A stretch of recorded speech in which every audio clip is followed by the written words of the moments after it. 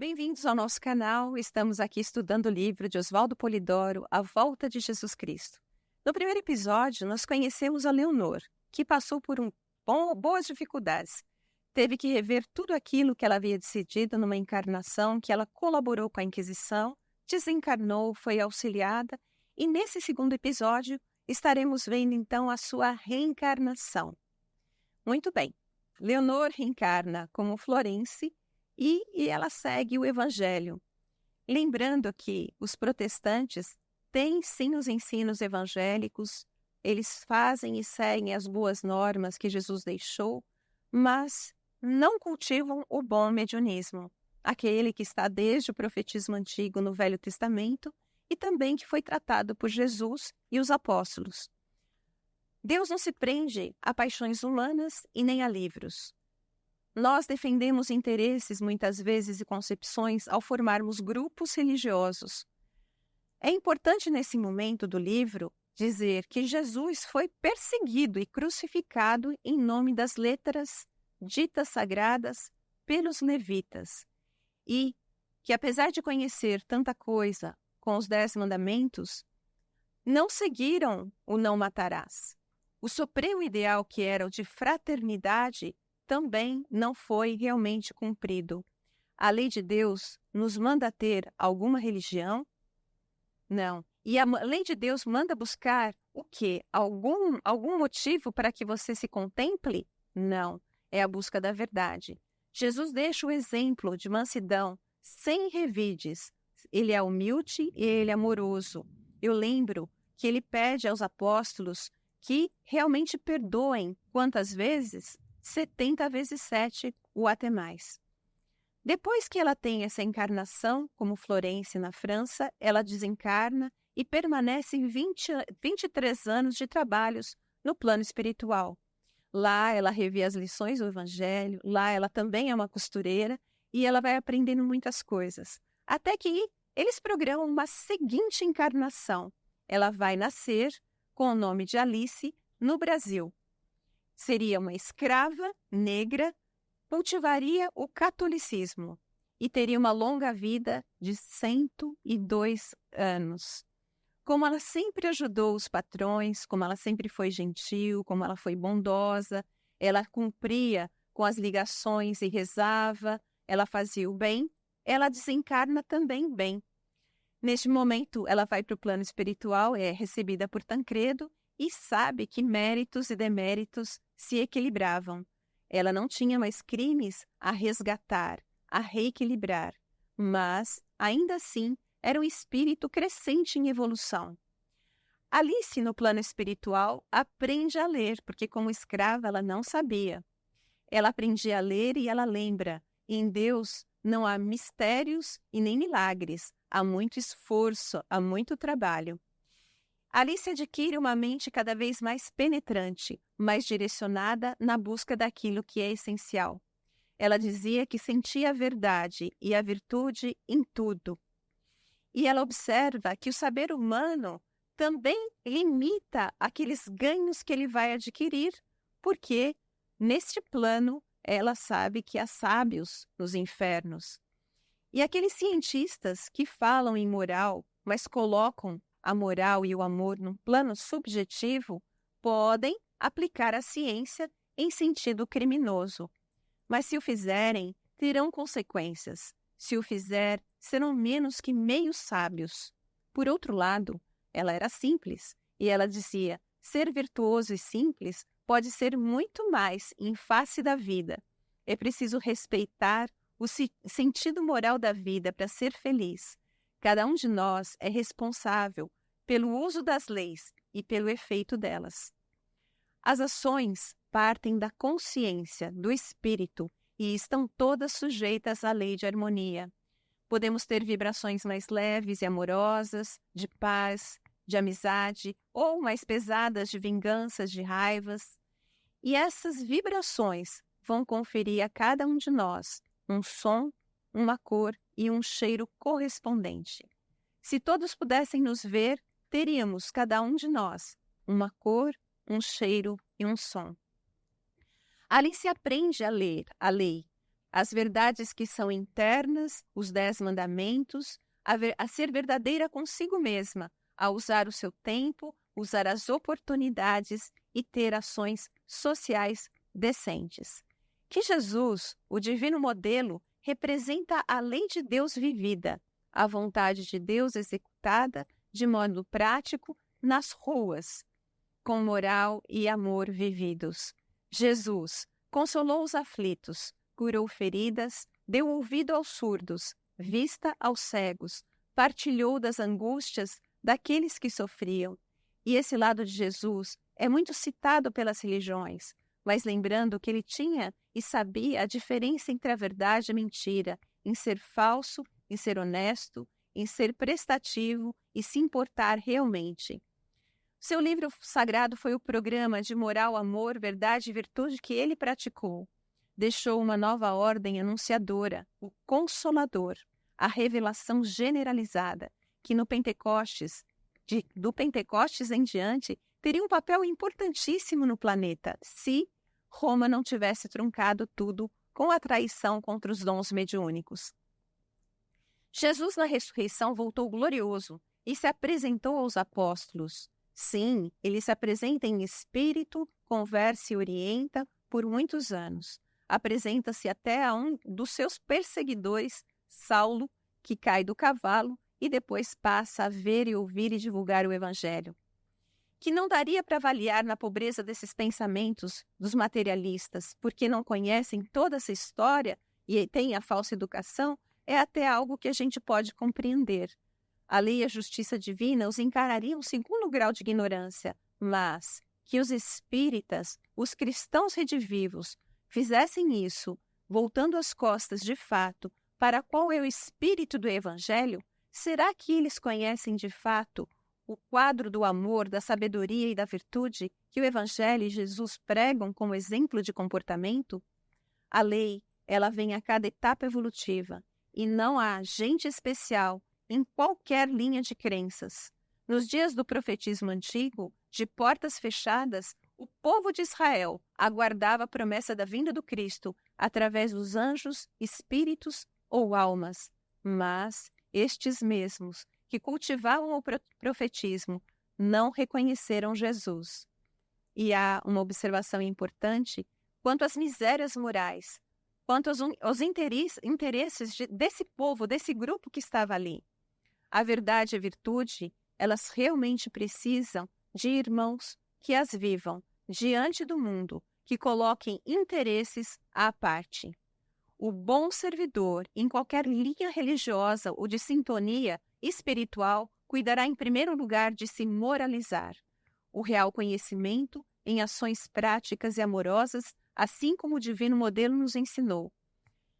Convém que o sábio desconfie de sua sabedoria, o santo de sua santidade. A verdade não precisa de pseudo-advogados.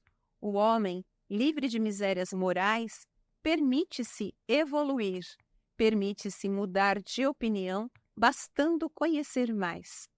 Convém viver a vida com decência de conduta, ficar bem e ter bens a distribuir.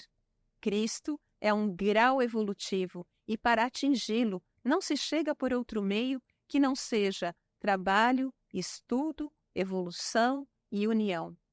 Alice, anos e anos a fio, estudou e trabalhou no plano espiritual. A restauração do planeta seguiu enquanto ela estava lá. O espiritismo restaurado estava sendo derramado e as verdades que Jesus ensinou estavam sendo promulgadas. Tudo isso de contato maravilhoso que o espiritismo trouxe através de Kardec abalou o edifício clérigo-dogmático multimilenar. Bezerra, nesse momento, Bezerra de Menezes, tem um trabalho super importante.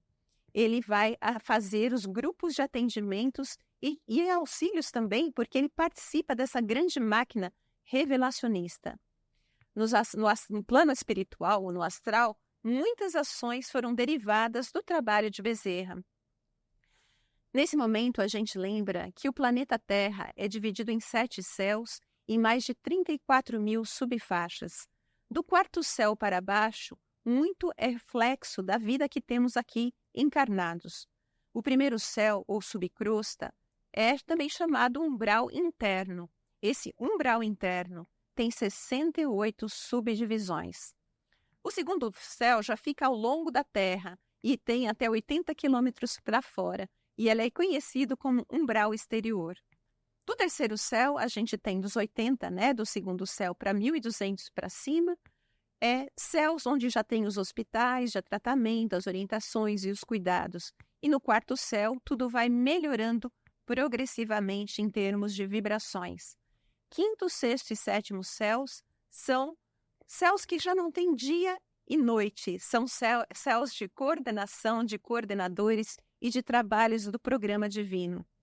Lembramos que o oitavo céu, ou céu intermundos, é o céu dos Cristos, que pode ser num sistema, na galáxia, em metagaláxias, e eles também se desenvolvem e crescem. Os que mais precisam reencarnar são aqueles que estão nos céus mais densos. Há um programa de entregas das verdades divinas através de elevados emissários. Lucas, o apóstolo que esteve ao lado de Jesus, que era médico e pintor, ele veio então nessa personalidade de Adolfo Bezerra de Menezes, o mesmo Lucas que fala dos Atos dos Apóstolos, do cultivo espiritual e dos dons mediúnicos. Ele encarna na pátria do Cruzeiro do Sul, no Brasil. Ele estuda a medicina no Rio de Janeiro. Ele vem em 1831 e fica até 1900. Ele foi um médico que atuou muito além da doença do corpo. Através de estudos, de esforços, dedicação, trabalho e ações amorosas, Bezerra apresenta uma bandeira de trabalho através de atos virtuosos, ensinos e práticas. Constituiu e chefia também atualmente uma ampla organização que conta com falanges de trabalhos e trabalhadores, atendem a muitos sofrimentos. Não há na terra quem ore a Deus e peça auxílio ao Dr. Bezerra que não seja atendido. Todo o trabalho dele é subordinado a essa lei íntima de harmonia, os 10 mandamentos e a justiça divina que está em cada um, que traz para cada um de nós a lei de peso específico, ou das autorregistrações, a lei do karma. Ele resgata o modelo do Cristo, lembrando suas lições práticas, nas ajudas, no respeito à lei, nos anjos de Deus que subiam e desciam sobre o Filho do Homem, Jesus, da mansidão que era tão importante, da autoridade, da simplicidade do Mestre, tratando todos com muito respeito e nunca revidando maldades. E isso ele ensina a cada paciente, o dever da renovação íntima, da moralização, do crescimento em atos amorosos. Portanto, na busca da verdade, proceder de forma virtuosa. Leonor volta à nossa história, que já tinha encarnado 2 vezes, e ela participa neste momento da falange que assessora o Dr. Bezerra de Menezes no plano espiritual. Vamos ao primeiro atendimento que Leonor participa. Anacleto era um evangelista, e ele tinha evangelho na mão, declamava, bradava as lições que o Cristo deixou. Era muito teórico e pouco prático. Então, esse Anacleto, como todos nós, desencarna. E ao desencarnar, ele vai para uma região que não é tão vibrante e tão elevada quanto ele achava. Quando descobre que ele está no plano espiritual, ele quer realmente encontrar o Cristo e ele fica desesperado. E é lembrado que tudo é registrado em termos de atos e não de palavras. Ele é colocado diante da nossa Leonor e ela vai participar então das ajudas que ele vai fazer, convida para que ele vá a um hospital e nesse hospital ele encontra uma parenta sua, Cristina. Quando ele vê a Cristina, ela fica surpresa. Nossa, eu era católica, você é evangélico e nós estamos no mesmo plano? Sim, porque como foi dito, cada um de nós leva para o plano espiritual aquilo que registrou. Leonor então pede para que ele, Anacleto, coloque a mão sobre a parenta Cristina, que está doente na sua cama, para que ela se recupere. E ele se assusta com aquela proposta e ela lembra, Jesus fazia isso. Jesus curava com a imposição de mãos. E ele realmente revê aquelas lições que ele aprendeu e ele passa a fechar seus olhos, ligar-se a Deus, pensar em Jesus e pedir por Cristina. E quando ele abre os olhos, ele vê ao redor dele vários outros espíritos que estavam no hospital e também ajudavam. E eles fizeram uma corrente para a recuperação da Cristina. E quando ele olha do lado, quem está? Sua mãe. Nesse momento há muita emoção por todos, porque ele olha para a mãe e ele revê, falava: mãe, você me ensinou tantas coisas, que eu acreditasse mais nas realizações, nos atos e deixasse de me guiar pelas aparências. E ele chora do lado da mãe. E ela diz que às vezes o ensino religioso no nosso planeta, ele desvirtua muitos espíritos que têm um bom coração. E que ela tinha junto a ela um padre, que tinha nas horas vagas o cuidado de ajudar outras pessoas que não só aquelas que iam à igreja. Então ela diz: não é aquilo que você defende, mas como você age. E aí ela convida então que ele participe dos trabalhos neste plano, e Anacleto sim participa e faz inúmeras ajudas. Esse quadro desaparece, né? A gente tem um outro atendimento. Então, nesse momento, a gente tem o Dr. Bezerra de Menezes, que está encarnado, e ele é convocado a atender uma moça chamada Júlia, e quem procura é um engenheiro. Na verdade, o engenheiro já havia buscado tratamento em vários outros locais, falou com vários médicos e a esposa não melhorava. E quando ele busca o Dr. Bezerra de Menezes, ele fica até um pouco envergonhado. Ele fala: olha, eu não acredito muito nessas coisas. Ele não sabia o que Bezerra fazia, mas ele fala: olha, eu não acredito muito nessas coisas, eu acredito na mãe natureza. Bezerra de Menezes sorri e acompanha esse engenheiro até a sua casa e encontra, assim, a sua esposa, Júlia, acamada. Quando ele olha para ela, faz o exame médico, receita medicamentos, conversa muito e pede: tome as medicações, mas tome junto a água fluidificada. Essa água você deve fazer pensando em Deus, rezando e pedindo por si e lembrando de outros doentes. Pense nas lições do Evangelho, lembre-se de Jesus. E ela responde ao Dr. Bezerra: doutor, eu vou seguir a sua receita à risca, farei aquilo que o senhor me recomendou.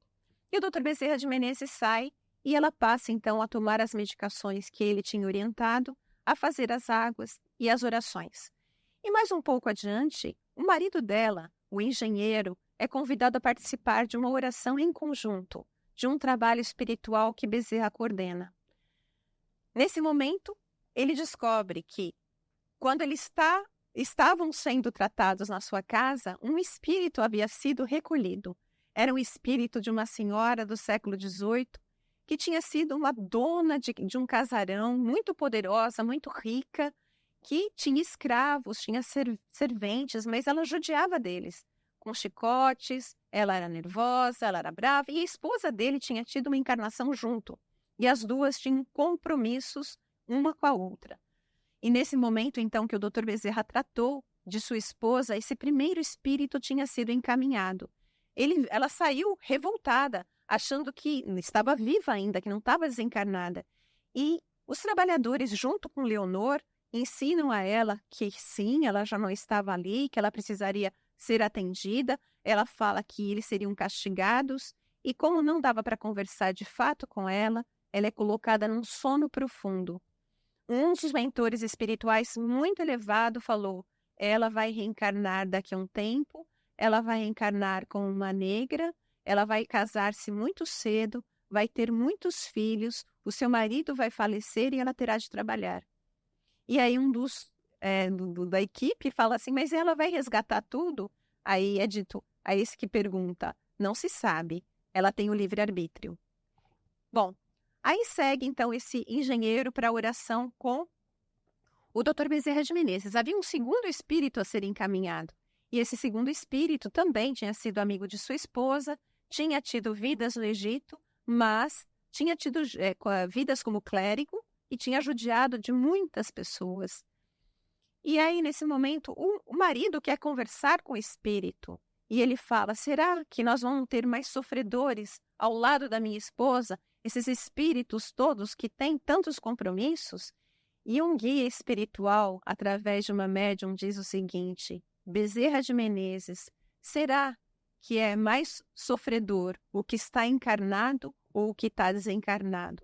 Será que tem mais dívida este que está aqui ou aquele que está lá? E o Dr. Bezerra fala, não dá para responder. Assim, às vezes a gente acha que o espírito que veio e se aproximou é um espírito muito pesado quando a gente não sabe da nossa história passada.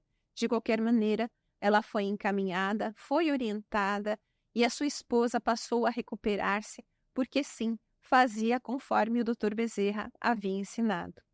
O terceiro caso é Pureza de Jesus. Pureza de Jesus, que era então espiritualista e desencarna, não estava em boas condições. E a gente vê que, na sequência dessa história, após 1 ano e meio, a sua filha começa a adoecer e procura atendimento médico sem que resolvesse. Ela busca o Dr. Bezerra de Menezes e, nesta reunião que eles fazem, descobrem que o pai a estava vampirizando. Esse pai é encaminhado e levado a tratamento no plano espiritual. Ele acorda num hospital com o médico do plano espiritual. E esse médico passa a conversar com o Pureza de Jesus e diz: se você adoecesse cada vez mais e ficasse cada vez pior, você sabe que poderia desencarnar? Ele, claro, doutor, conheço a espiritualidade. Então eu preciso informá-lo que você já desencarnou. E ele falou assim: quantas horas? Ele diz: meses, meses. Você estava ao lado de sua filha.